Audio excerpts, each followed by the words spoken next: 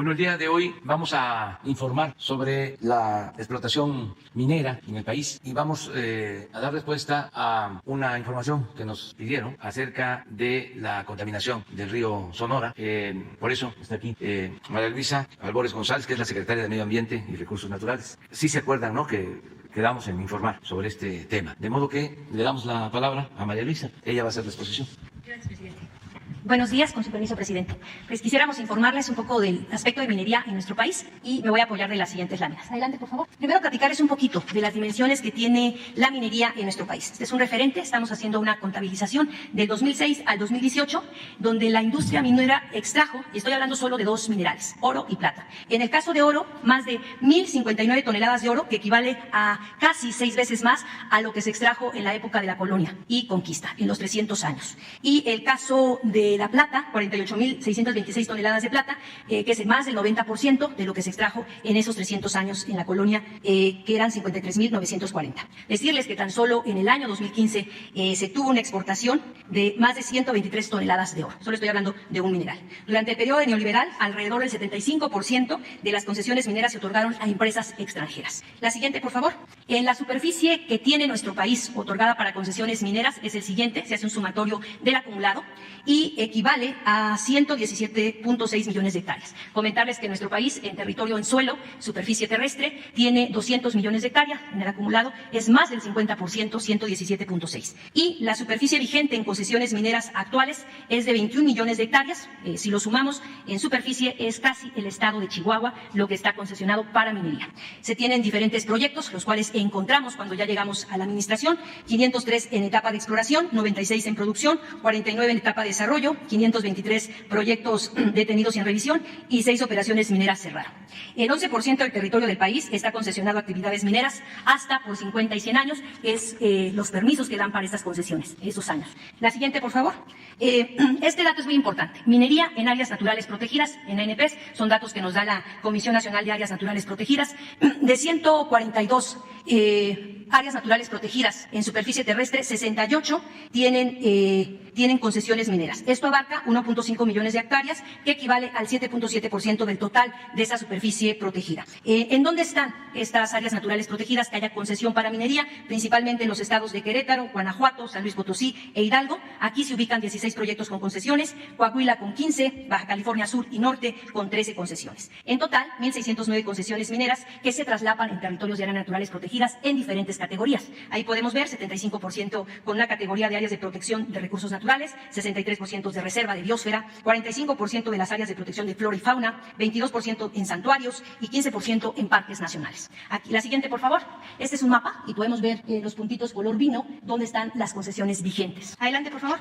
Otro recurso muy importante que utiliza la minería, el agua utilizada. Existe aproximadamente 100 empresas con concesiones de explotación, uso o aprovechamiento de aguas nacionales y permisos de descarga. El volumen concesionado en este orden equivale a 250 millones de metros cúbicos anuales de agua. Si nos damos cuenta, ahí colocamos en el mapa, el agua en el desierto se usa para minería en estados que están justo en zona de desierto, como el caso de Sonora, Zacatecas y Durango, además de Colima, que tienen las concesiones más grandes para agua. Adelante, por favor. Extracción del agua. Aquí colocamos dos categorías en los volúmenes que utilizan anualmente las mineras. La principal fuente de extracción es el agua subterránea, con 174 millones de metros cúbicos anuales, y mientras que el agua superficial se extrae en 73 millones de metros cúbicos anuales. Adelante, por favor. ¿Cuáles han sido los impactos ambientales y sociales en minería? La siguiente, decirles que la actividad minera es una actividad económicamente importante que tiene un impacto significativo en el medio ambiente, en los territorios, en las comunidades, en la gente que vive estos territorios. Y por lo cual es una obligación del Estado regular esta actividad, y el instrumento principal que tiene en este caso la Secretaría del Medio Ambiente es la evaluación de impacto ambiental en las diferentes modalidades. Adelante, por favor. Aquí hicimos una categorización de los diferentes impactos ambientales que se tienen en minería dependiendo de la fase en que se encuentre. Las principales fases en la minería, y estoy hablando principalmente de minería a cielo abierto o a tajo abierto. Hay dos tipos de minería, la que son de túneles y la minería a tajo abierto y a cielo abierto, la cual quedó prohibida en nuestro país desde que nuestro presidente comentó que se prohibía, entonces no se ha dado ni un solo permiso por parte de la Secretaría del Medio Ambiente. La fase de exploración, ambientalmente, ¿qué pasa? Hay una pérdida de la cubierta vegetal, hablamos de flora y hablamos de fauna, alteraciones de la calidad del aire y alteraciones del relieve y escurrimientos superficiales. Se va la primera capa del suelo. En la fase de explotación y separación es cuando ya está activa, en este caso, la producción minera. ¿Y qué es lo que pasa? La pérdida de cubierta vegetal de la capa de suelo y de los hábitats, alteración de la calidad del aire, generación de drenaje ácido y movilización de elementos tóxicos por el material expuesto a intemperismo, alteraciones de relieve y escurrimientos superficiales, alteraciones de aguas subterráneas, generación de vibraciones sísmicas y ruido por voladuras, contaminación por sustancias de proceso o materiales depositados. Y al final, al cierre, si también no incluimos remediación ambiental, esto pasa. Alteraciones de la calidad del aire, generación del drenaje ácido y movilización de elementos tóxicos por el material expuesto a intemperismo, alteraciones de aguas subterráneas, contaminación con sustancias de proceso o materiales depositados. La siguiente, por favor. Aquí vemos algunas imágenes de la parte de minería en exploración, explotación y separación y cierre. Si nos damos cuenta, es a cielo abierto. Adelante, por favor. Hablar un poco de minería también es hablar un poco de desigualdad social. Ponemos un ejemplo, el caso del municipio de Mazapil, que principalmente se dedica a minería. Recordar que el estado de Zacatecas es el estado que con mayor migración a Estados Unidos y vemos ahí en el gráfico donde Mazapil es el segundo municipio con mayor pobreza en el estado de Zacatecas, pese que ahí se encuentran dos mineras muy importantes. La principal actividad es minería. Y ahí colocamos cuáles son de los minerales que se extraen, principalmente oro, plata, plomo, zinc y otros. Adelante. ¿Qué nos encontramos nosotros? Nos encontramos conflictos socioambientales causados por esta actividad, la actividad minera.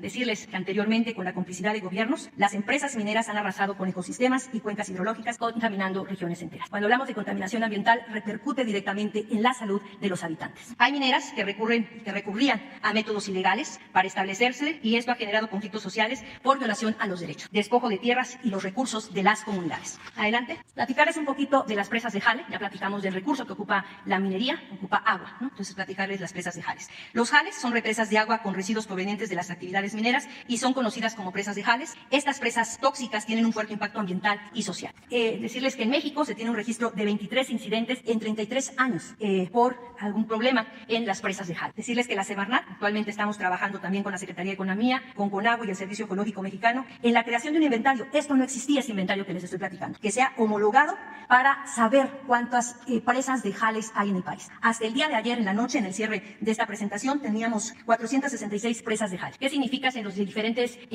documentos que tienen cada una de estas instituciones, pero también lo vamos a hacer a nivel de trabajo presencial en donde están esas presas de jale. Adelante, por favor. Aquí está el mapa donde están las presas de jale, los puntitos, los globitos rojos, ahí se encuentran estas presas de jale. Adelante, por favor.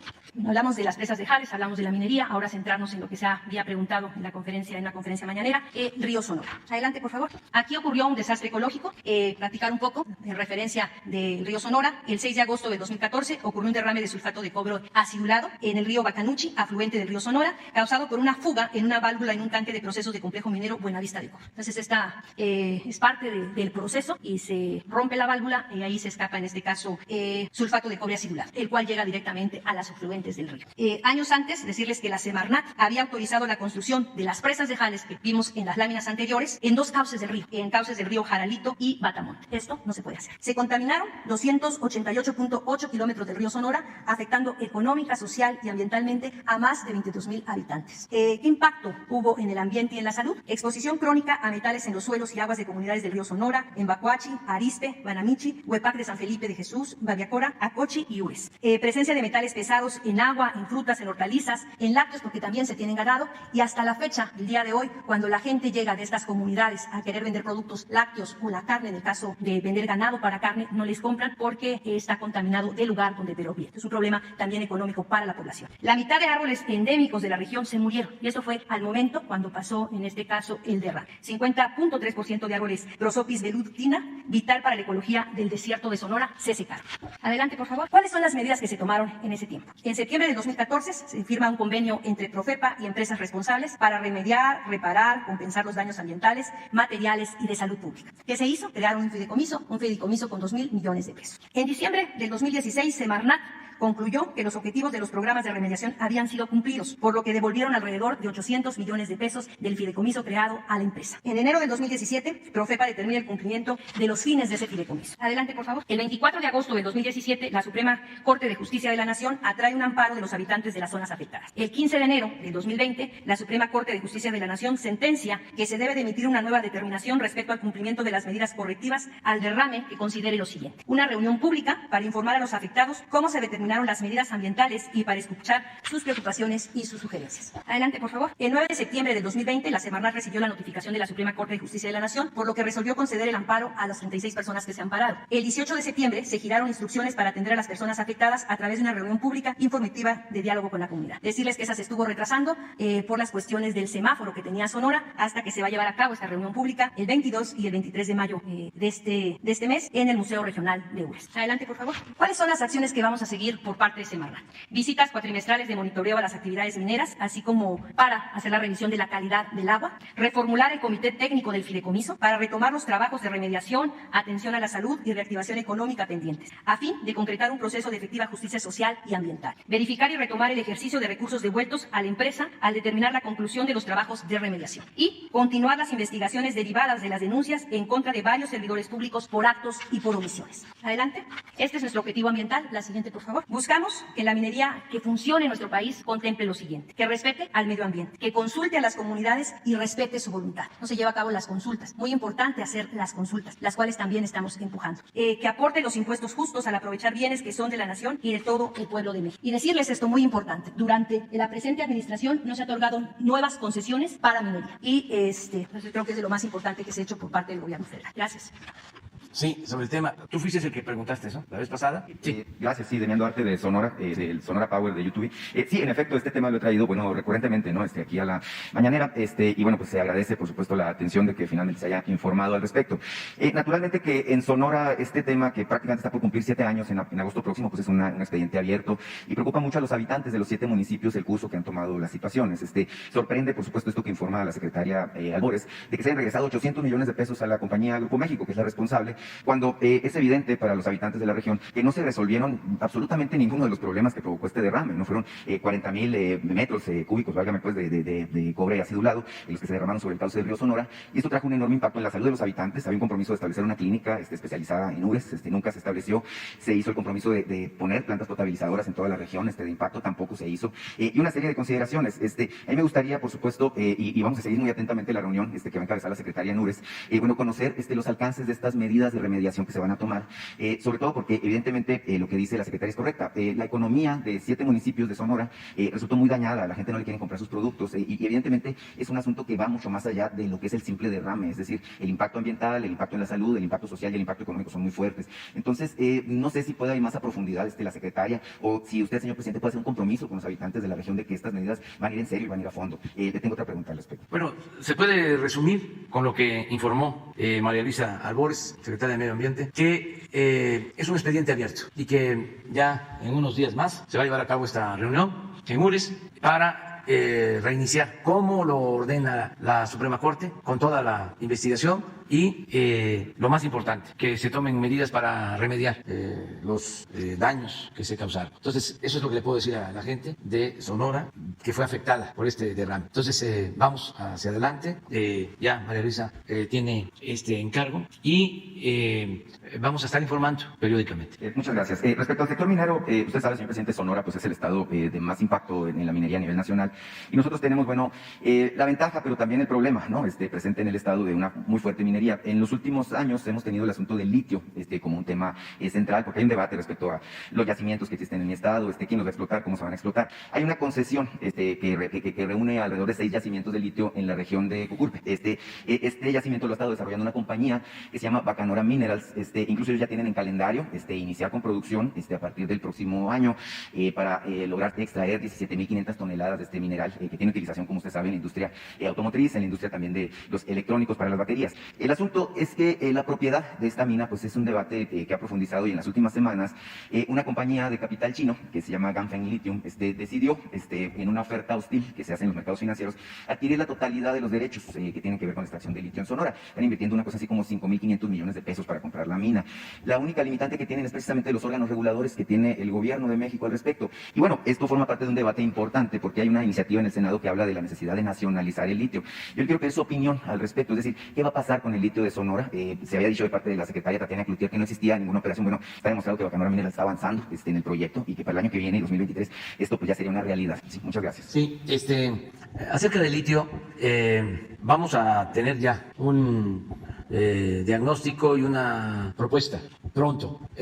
Con la visita del presidente de Bolivia, Luis Arce, se acordó que por la experiencia que ellos tienen en la explotación de este mineral, que nos ayudaran para analizar qué es lo más conveniente para la nación, qué es lo que más conviene. Ellos tienen ya experiencia en la explotación de litio. Y se le encargó a Tatiana Cloutier, secretaria de Economía, establecer comunicación con el gobierno de Bolivia. Ellos aceptaron ayudar. Tuvimos esa reunión, estuvo Tatiana, estuvo desde luego el presidente de Bolivia, otros funcionarios tanto de Bolivia como de México, y ya se avanzó en un primer estudio, y yo creo que pronto vamos aquí a exponer cuál va a ser la política que va a aplicar el gobierno de México a partir de esa experiencia, qué es lo que más nos conviene, porque se trata de una explotación nueva, no es el petróleo, no es el gas, no es explotar el oro, la plata, metales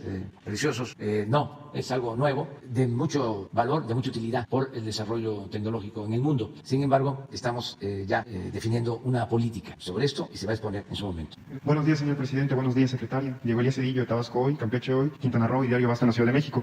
Señor presidente, en atención a los comentarios que ha dado el gobierno de México en el transcurso de esta semana referente a la calificación crediticia que recientemente emitió Fitch con triple B negativa, con una perspectiva estable, lo cual implica que es un escalón arriba del grado de inversión. Y casualmente esto va de la mano de un indicador que presentó el INEGI, el cual es el indicador oportuno de actividad económica, que creció a una tasa anual de 20.6% en abril. Esto quiere decir que es el indicador o esta tasa que demuestra que ha venido creciendo desde que se contabiliza. Sin embargo, señor presidente, me permitiría preguntarle cuál sería su opinión al respecto de esta calificación en la perspectiva económica del país, y también hay algunas opiniones que reiteran que el tema de Pemex podría ser o podría poner a tambalear un poco la economía mexicana. En consecuencia, señor presidente, ¿usted qué opina respecto de estas declaraciones y si estos indicadores al fin y al cabo generarían o darían la perspectiva de que México va bien en la pandemia? Sería la primera. Gracias, presidente. Bueno, se están cumpliendo los pronósticos de crecimiento económico. Tanto las calificadoras como los organismos financieros, bancos y otro tipo de organizaciones dedicadas a las finanzas públicas y a las finanzas en general, coinciden de que vamos a crecer de 5 a 6% este año y que ya nos estamos recuperando en crecimiento económico, en generación de empleos, que está llegando inversión extranjera al país. Somos los socios comerciales más importantes de Estados Unidos. En fin, son muy buenos los indicadores. No hay devaluación, seguimos sin devaluación de nuestra moneda, ya en 2 años, 5 o 6 meses sin depreciación del peso. No sé si tengan ahí las cifras y vayan buscando. Ayer vi unas gráficas de un consejero del Banco de México, Gerardo Esquivel, hablando precisamente de la recuperación económica y en particular la recuperación en el empleo. Hay una gráfica que es muy interesante porque registra cómo fue la caída el año pasado, sobre todo en 2 meses, uno de ellos mayo, abril y mayo, que se cayó por completo el empleo formal e informal, se paró la economía. Entonces, a lo mejor podemos ver cómo están los indicadores económicos y también que yo les pueda mostrar cómo vamos hasta ayer en recaudación, es decir, cómo vamos en lo que recauda la Hacienda, el SAT. Esto es todo desde que llegamos hasta el 17 de mayo. No solo no ha habido devaluación, sino se ha apreciado el peso. Esto es un buen indicador. No había sucedido en anteriores gobiernos. Y no lo hago para cucar a los adversarios, sino es la realidad. A ver si está lo de Ricardo Esquivel, Gerardo, porque él es consejero del Banco de México. Mire, esto es lo que pasó, esto es lo que él dice. La recuperación que se ha observado en el empleo formal es de todo tipo de trabajo, permanente y eventual. Aquí lo pueden ver. Si lo que más cayó durante la crisis fue el trabajo eventual, evidentemente este es el tipo de trabajo que más se recuperará. Es lógico. Y aquí está el empleo total, cómo se cae y cómo va la recuperación. En naranja, estos son los permanentes. Estos son los que tienen que ver con el Seguro Social, con los trabajadores inscritos al Seguro Social, que son más de 20 millones. Aquí teníamos 20.500.000 aproximadamente. Se cayó, perdimos como 1 millón en mayo, junio, que es cuando tocamos fondos. Y aquí está la recuperación. Volvió a caer a finales de año, en enero, por la segunda ola, que nos pegó más fuerte. No cayó igual, pero sí. Y ahora estamos ya recuperando. Y como tiene mucho peso la economía informal en nuestro país, este es el empleo informal. Se desplomó. Aquí sí no fue 1 millón, fueron muchos más. Sí tenemos el no quiero ahora, no me puedo equivocar, porque imagínense que me equivoque. Mañana es 8 columnas en todos los periódicos. Prefiero mañana darles el dato. Exacto. Y esto es lo que pasó. Aquí también volvió por lo mismo, por la segunda ola, pero ya es muy ilustrativo, porque es el empleo. Sí, pero hay una de estas de Gerardo, en donde también la gráfica muestra cuándo fueron los meses. No sé si es la manufacturera. Esto, mire. Se dio a conocer la encuesta mensual en la industria manufacturera, la cual muestra que las horas trabajadas en esa industria ya recuperaron sus niveles previos a la pandemia. Este es un buen dato. Pero miren esto, este es abril del año pasado, este es mayo. Afortunadamente, este es marzo. Entonces, económicamente vamos recuperándonos.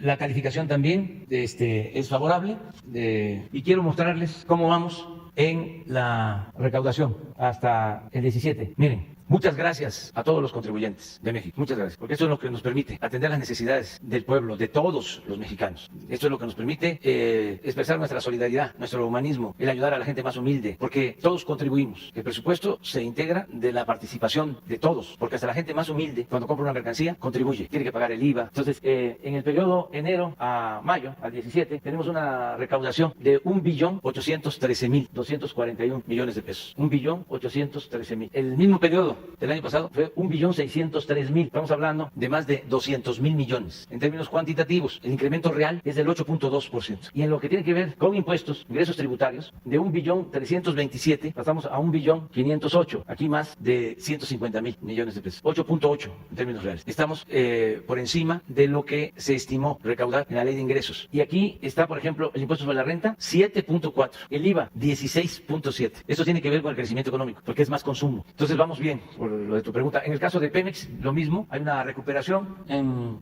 la producción de petróleo y seguimos adelante con trabajos de exploración, de perforación de pozos. Se sigue trabajando en la modernización de las refinerías, se va avanzando en la construcción de la refinería de Dos Bocas. Ya empezamos de nuevo la construcción de la planta coquizadora para obtener más gasolinas en Tula. En fin, va bien todo lo relacionado con Pemex. También decirles que no hemos recurrido a deuda adicional, que se incrementó la deuda porque se cayó la economía, pero ahora que la economía se está recuperando, la deuda está bajando con relación al producto. Eso es lo que podemos informar. ¿Mande?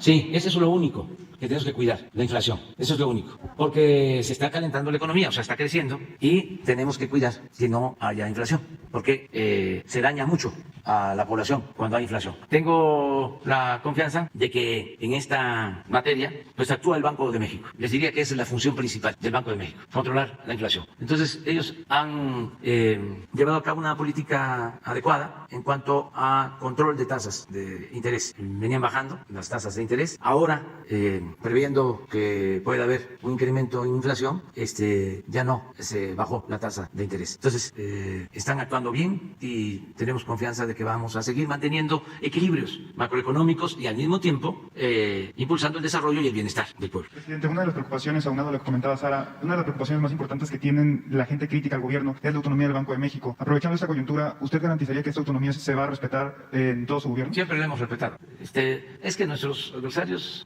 vuelan, imaginan cosas, e inventan. ¿Se acuerdan cómo infundían miedo? ¿Qué decían? Que si ganábamos iba a haber fuga de capital, devaluación, íbamos a llegar a 30 pesos por dólar y estamos a afortunadamente menos de 20 pesos por dólar. Decían que nos íbamos a parecer a otros países, que iban a haber expropiaciones, que se iba a cancelar la libertad de expresión, que se iba a establecer una dictadura, todo eso, ¿no? Y ahí todavía lo manejan, hasta cuando llegaron las vacunas, las Sputnik, de que íbamos a inyectar el germen rojo, y pues algunos, porque ya no muchos, llegan a confundirse. La mayoría de la gente en México está muy consciente. Eso es en lo que más hemos avanzado, en el cambio de mentalidad. Es una revolución de las conciencias. Entonces ya es completamente distinto.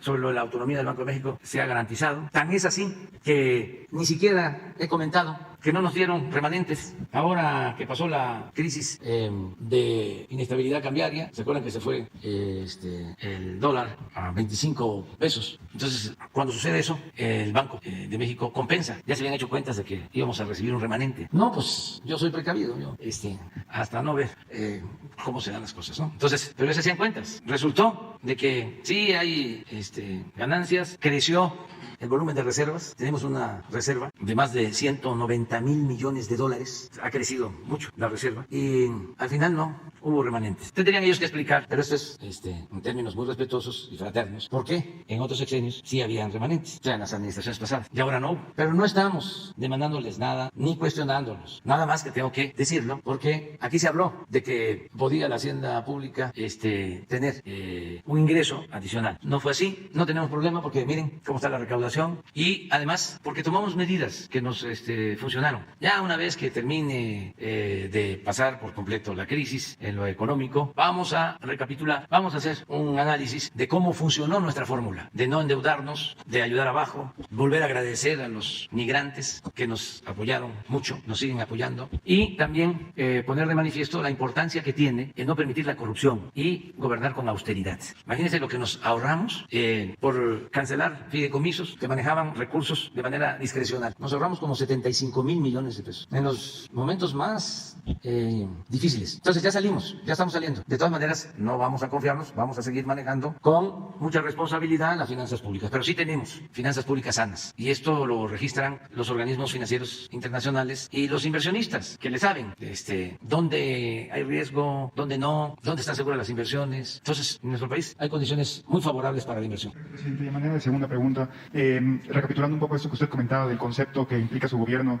de no permitir la corrupción, a veces esta premisa no ha permeado en los gobiernos locales, permitiendo una especie de cacicazgos todavía, como es el caso del gobernador de Puebla, Miguel Barbosa, con base en comentarios que me han hecho varios ciudadanos del estado de Puebla. Un simple ejemplo, que en su camino a la oficina diariamente, el gobernador Barbosa incluso bloquea las calles para transitar y se mete en sentido contrario, vulnera los derechos de las y los ciudadanos. Entonces, señor presidente, creo que sería importante como que plantear esta premisa y también aunado a lo que comentó Damián, que se permitió exponer aquí en la conferencia de prensa, destacando lo importante que esta puede ser. Ha ocurrido algo en un tema que ya le había planteado anteriormente con los ejidatarios del ejido de Santa Rita, Tlahuapan, localidad que usted tiene más que presente, con base en lo que comentaba del éxodo a la democracia. Resulta que estos ejidatarios nuevamente se manifestaron hace poco, hace como 2 o 3 semanas, y bloquearon nuevamente la carretera de México-Puebla, a pesar de ya haber sido atendidos por el procurador agrario. ¿A qué se debe esto, señor presidente? Muy rápidamente, se indemnizó una carretera, la carretera de México-Puebla, al pasar por los ejidos, se emite el cheque por parte de Comunicaciones y Transportes. Sin embargo, este cheque sale a nombre de un comisario ejidal que ha comentado muy puntualmente: ustedes ya robaron, permítanme robar a mí. Entonces, objetivamente, lo que usted siempre ha comentado, el recurso llega, pero lamentablemente no baja donde tiene que llegar.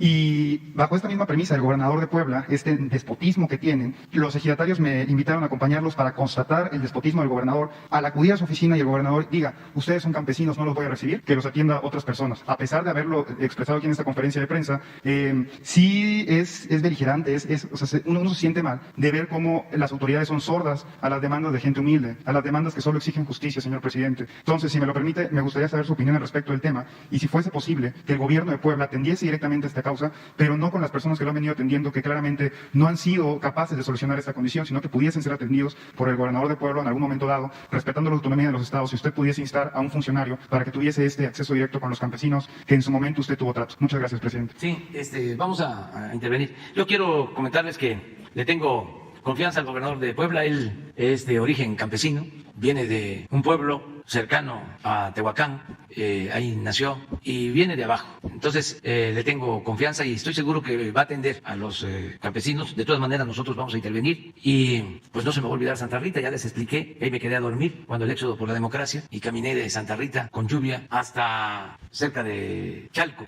Nos quedamos a dormir en Iztapaluca, 36 kilómetros, no se me va a olvidar, porque fue lloviendo y subida y bajada en 1991. Y ahí la gente en Santa Rita nos dio posada, nos dieron alimentos, agua, pero no solo eso, sino acerrín para el boiler y podernos bañar con agua caliente, ¿se acuerdan? Y todavía se usa el combustible, que puede ser leña, que puede ser acerrín, para calentar el agua. Esto aquí en la Ciudad de México, también cuando viví como estudiante en Copilco el Alto, era lo que se utilizaba de combustible para calentar el agua. Entonces, gente muy buena, muy solidaria, muy fraterna, como es la gente humilde de nuestro país. Lo dan todo. A veces el que tiene se vuelve egoísta, pero la gente del pueblo es muy fraterna, muy solidaria. Me acordaba yo desde entonces de una canción de Serrat, que repetía lo de Santa Rita, Santa Rita, Santa Rita, pero eso en la mentalidad de los potentados. Santa Rita, lo que se da no se quita. No tendrán ahí la canción de Serrat.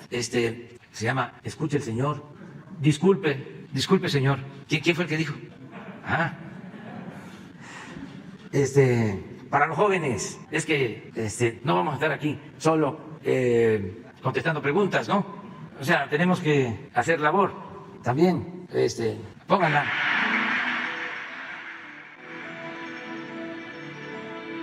Permiso para cerrar.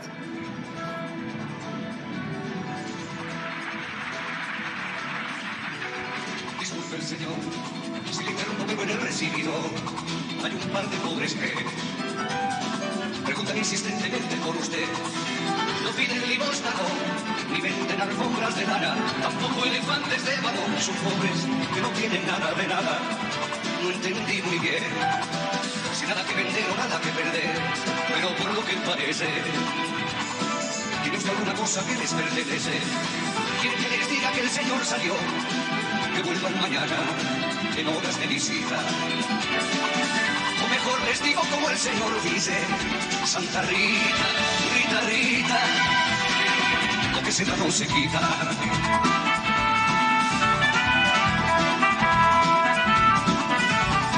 Disculpe el señor, se nos llenó de pobres el recibidor y no paran de llegar. Desde la retaguardia por tierra y por mar. Y como el señor dice que salió tratándose de una urgencia, me han pedido que les indique yo por dónde se va la despensa y que Dios se lo pagará.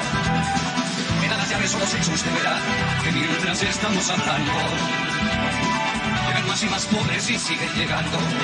¿Quiere usted que llame a un guardia y que revise si tienen en regla sus papeles de pobre? O mejor les digo como el señor dice: bien me quieres, bien te quiero, no me toques el dinero.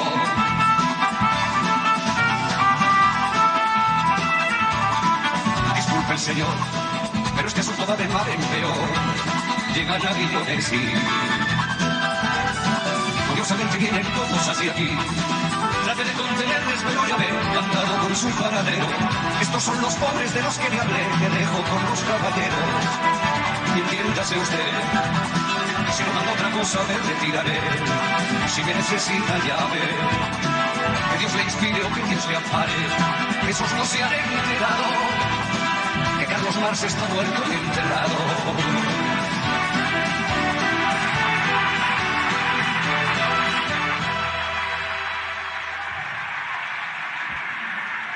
Bueno, vamos, adelante. Aquí, falta ella. Y ahora vamos acá, y luego allá, y luego allá. 3. Buenos días, presidente. Erika Ramírez, de la revista Contralínea. Buenos días, secretaria. Hace poco más de 2 meses se informó en este mismo espacio sobre la violación de 2 niños en un refugio de Rosy Orozco y de la organización Unidos contra la Trata. Usted dio instrucciones para que las secretarias de Gobernación y Seguridad Pública atendieran el caso. También se habló y se informó de la estrategia que tenía esta exdiputada panista para llevar el caso al Estado de México y que no se atendiera en la Ciudad de México. En el Estado de México es donde ella tiene sus vínculos con el poder local. La justicia se hizo hasta cierto punto donde el juez del Estado de México dictó sentencia a los adolescentes que cometieron el delito por 2 años de prisión. Sin embargo, no se han revisado los refugios donde estas 4 víctimas de trata permanecían y tampoco se ha llamado a Rosy Orozco a declarar.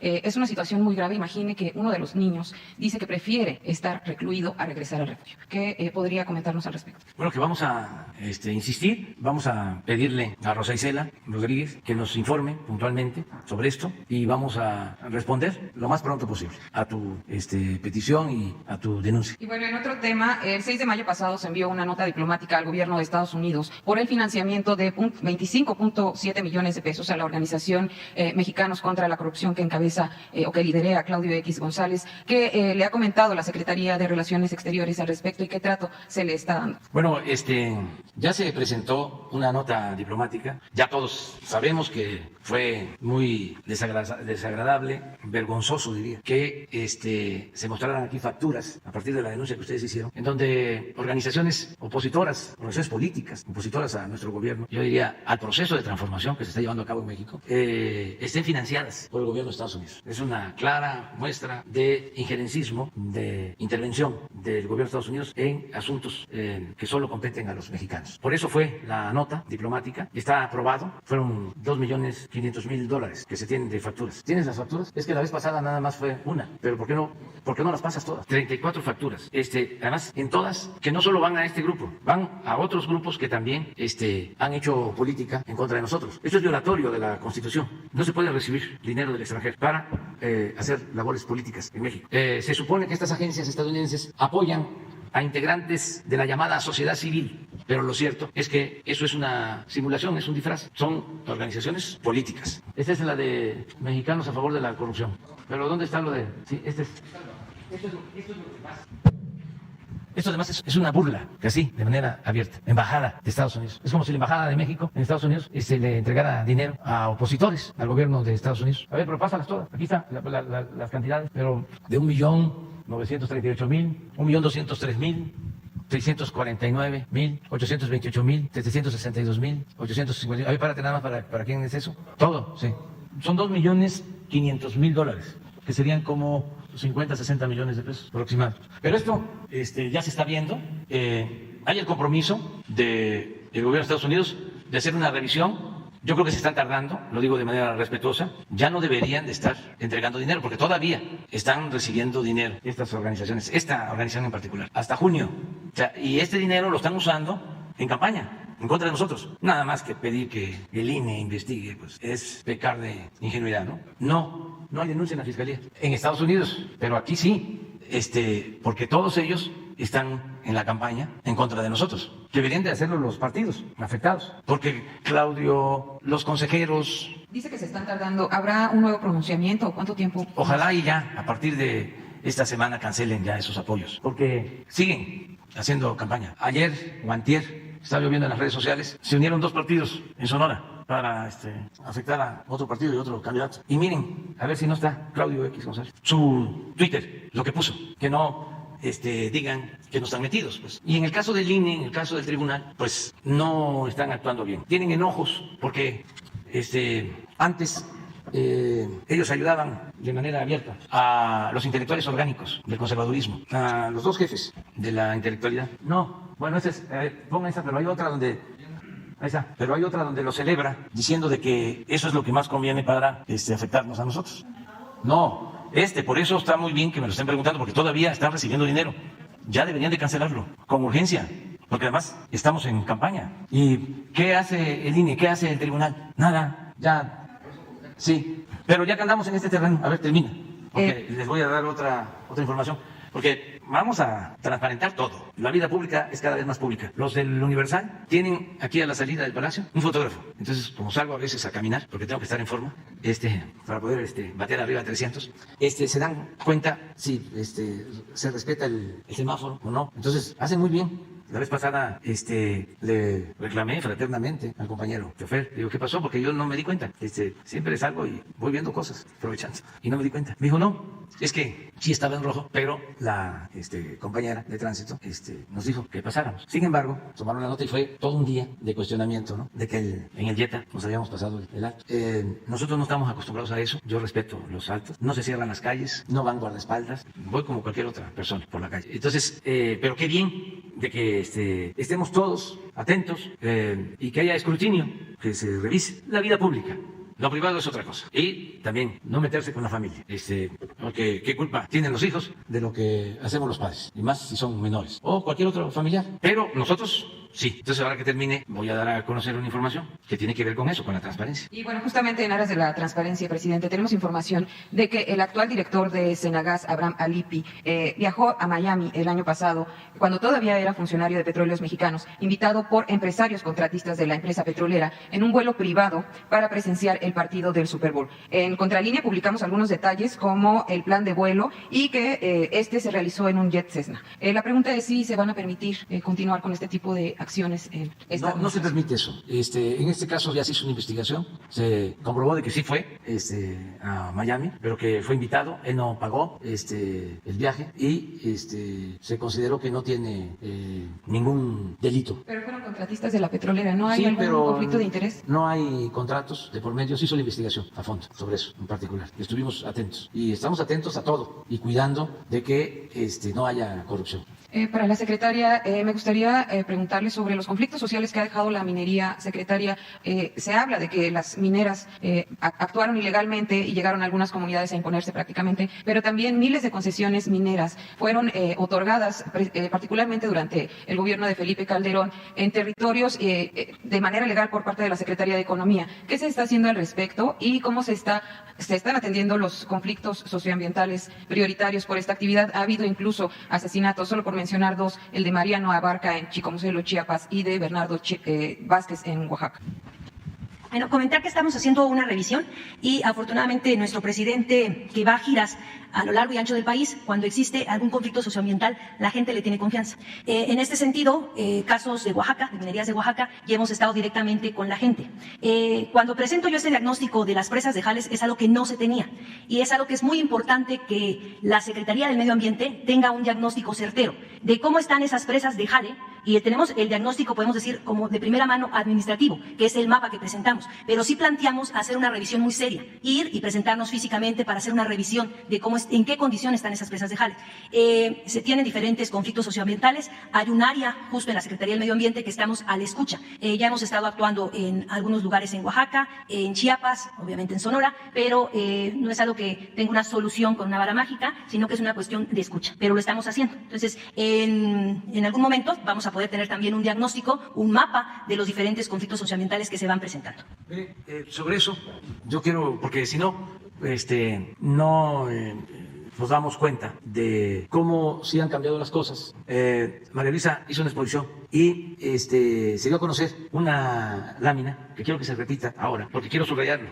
Cuando nosotros decidimos construir el Tren Maya, se vino toda una avalancha de cuestionamientos de ambientalistas, algunos de los que están recibiendo dinero de la llamada sociedad civil y amparos, ¿sí? Cuando al mismo tiempo que se está construyendo el Tren Maya, en derechos de vía, que tienen más de 70 años, porque es el derecho de vía del ferrocarril del sureste, que no hay afectaciones. Pero por si fuese poco eso, estamos sembrando en el sureste millones de árboles, como nunca. 1.000 millones de árboles en el país se están sembrando. Es el programa de reforestación más importante en el mundo. Son 1.300 millones de dólares al año. Les decía yo que Estados Unidos tiene un programa de reforestación de 30 millones de dólares. Y nosotros estamos invirtiendo 1.300 millones de dólares. Entonces están trabajando, sembrando más de 400.000 campesinos. Bueno, llovieron los amparos. Salieron Sarucán y todos los ambientalistas. No los voy a mencionar aquí a todos. Claro, todos conservadores, defensores de la política neoliberal. ¿Qué hacían ellos? Ya no hablemos de cuando se empezó la construcción del aeropuerto en Texcoco. Si presentaron amparos, si protestaron. Nada. Totalmente callados. Porque vivían de recibir prebendas del gobierno, vivían del erario, a costillas del erario. Pero, ¿por qué no pones la gráfica de los permisos que entregaron en el periodo neoliberal para explotar recursos mineros en zonas protegidas? Eso es lo que estamos analizando. Miren, 1.609 concesiones mineras en zonas protegidas, 75% en áreas de protección de los recursos naturales, 63% de las reservas de la biosfera, 45% de las áreas de protección de flora y fauna, 22% en santuarios de flora, de fauna nativa, 15% en los parques nacionales. Entonces, ¿qué hicieron los pseudoambientalistas conservadores? ¿Dónde están las denuncias? ¿Dónde están los amparos? Claro que esto lo vamos a revisar y es la tarea, la función de la secretaria. Les voy a mostrar, a ver si no tienes ahí las facturas, porque esto no es tan grave, ¿eh? Es más grave lo de el dinero del gobierno de Estados Unidos a estos grupos opositores. Pero también, para que vean cuál es el enojo de Krause y de Aguilar Camín. No es todo, pero está vinculado con lo electoral. Por eso me llamó la atención. ¿No tienes ahí los papeles? Hay que nada más comprobar si es cierto, porque nos hicieron llegar esta información. Sí, el INE le contrató a Krause, a la empresa de Krause, un documental, 2 millones de pesos en el 18. Estaba el presidente que ahora dice que nosotros somos contrarios a la democracia. Servicio de producción documental con el objetivo de difundir la historia de los procesos electorales en México. Ya se pueden ustedes imaginar ese documental. Ni un fraude, como el maestro limpio. ¿Ustedes creen que hay algún cuestionamiento en un país donde ha predominado el fraude electoral? Hay que buscar el documental, a ver si lo hicieron y a ver de qué trata. 2 millones. ¿Cuánto fue? 2018. Hay otro de Aguilar Camín. Esa es la otra empresa. Pero ese es para el Trife. ¿No está? Así en silencio es más emocionante. Ahora no. Vamos a ver el documento. No, batí ahora el domingo, que fui allá a Sinaloa, a la Noria. ¿Mande? Salieron otros. No, pero y que ahí está, ese es al tribunal. Este es con Nexus. Este es el Tribunal Electoral, un contrato con Nexus. Este es de total 2.475.000. A continuación me permito presentar a usted la propuesta de prestación de servicio que la revista Nexus ofrece al Tribunal Electoral del Poder Judicial de la Federación para la publicación del material informativo con vigencia al 31 de diciembre del 18. Pero hay que ver si lo pagaron. Plana interior, es publicidad. Esto, 10 artículos, pero publicados, pero aparece tribunal. Cobrados. O sea que por cada artículo son 200,000 pesos. No, pues sí se rayan 63,000. A ver, que levante la mano, ¿quién gana 63,000 pesos mensuales? Los periodistas que están aquí.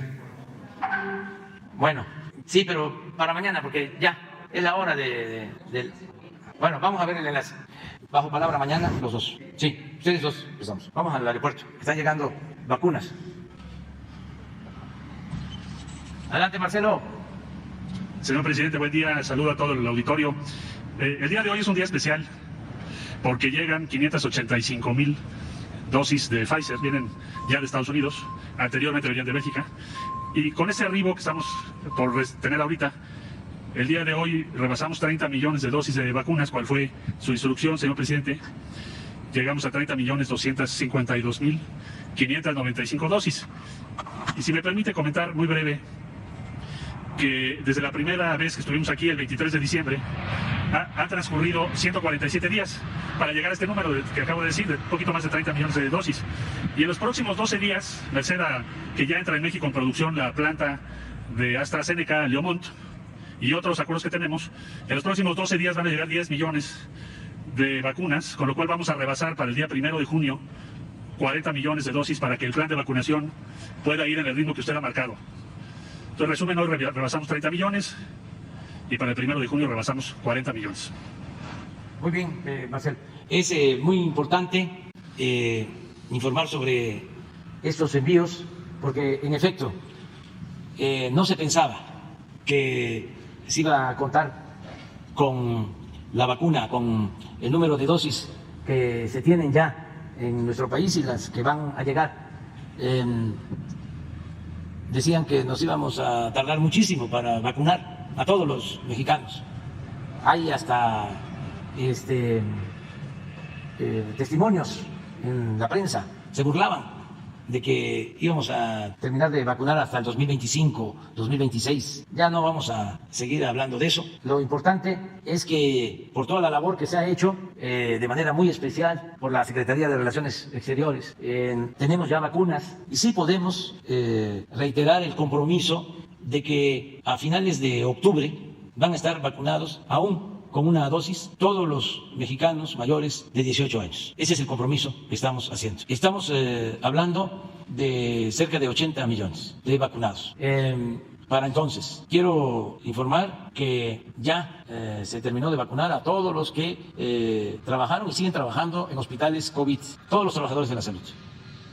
Ya se terminó prácticamente de vacunar a todos los adultos mayores de 60 años, cuando menos con una dosis. Al día de hoy, ya el 70% de los adultos mayores tiene ya las dos dosis. 70% de todos los adultos mayores de 60 años. Y el 30% restante tiene cuando menos una dosis. Ya también llevamos alrededor del 80% de todos los maestros, maestras, de todo el personal educativo vacunado. 80%. Hoy, esto me lo informó el gobernador del Estado de México, hoy se concluye la vacunación a todos los maestros, maestras, trabajadores de la educación en el Estado de México. Ayer, como se informó, comenzó la vacunación de maestras, maestros, trabajadores de la educación en la Ciudad de México y en otros estados. Nada más tenemos pendientes para la próxima semana, en el caso del magisterio, al Estado de Puebla y de Chihuahua. Y ya terminamos. Estamos avanzando considerablemente en la vacunación de 50 a 59 años. Ya se amplió todo el plan de vacunación, por eso ayer tuvimos ya un número de aplicaciones que rebasa los 500,000, porque ya empezamos a reforzar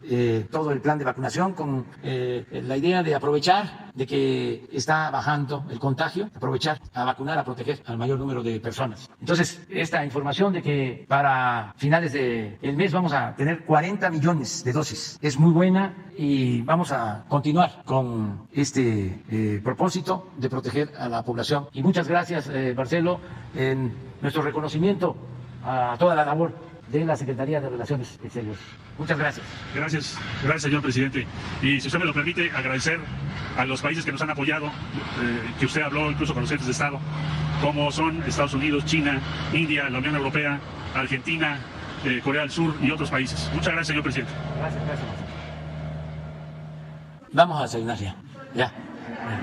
Mañana quedamos ustedes dos. Y también tú, mañana.